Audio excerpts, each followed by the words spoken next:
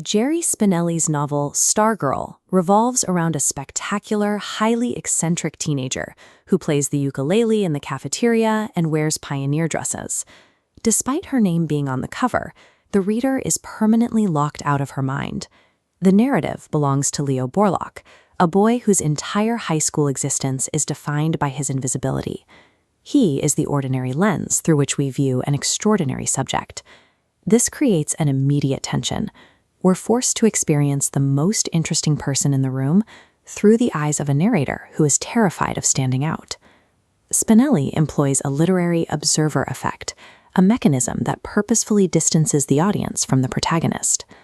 By removing our access to Stargirl's inner monologue, the author transforms her into a mirage, a figure defined by mystery rather than relatability.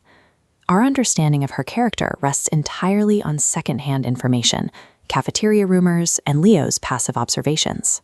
This perspective raises a question about what vital emotional context is lost when her pure actions are translated through someone else's caution. This observer effect functions as a trap, forcing the reader to obsess over the act of watching rather than the person being watched. The narrative eventually pivots, revealing that Leo's internal psychology, not Stargirl's eccentricity, is the story's actual subject. Leo acts as a flawed filter rather than an objective recording device, making his narrator reliability the central concern of the book. We see this distortion in how he processes information. Stargirl's raw, geometric actions pass through a filter of Leo's social anxiety, emerging as warped, jagged lines.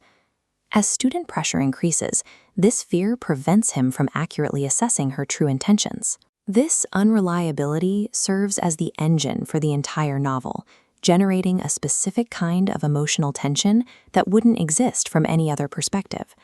The story maps the real-time mechanics of Leo's internal bias, illustrating a constant psychological tug-of-war.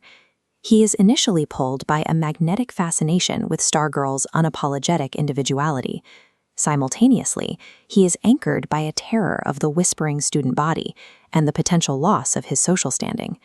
These opposing forces create an unstable lens for the reader, where Leo's narration shifts between support and resentment from one moment to the next.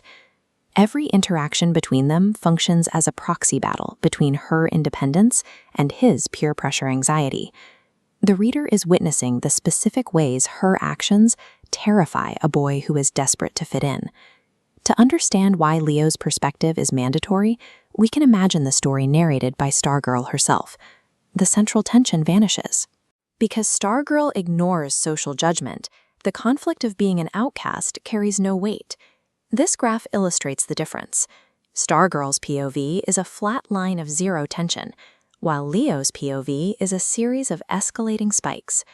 Without his specific anxiety, the story has no friction. Leo ultimately serves as a direct proxy for the reader's own insecurities. The novel bypasses the simple tropes of a feel-good guidebook on how to be weird. It focuses instead on the painful, universal struggle of choosing between a true self and the safety of the herd. Leo's flawed, biased lens transforms a quirky character study into a mirror, reflecting the audience's own fear of standing out.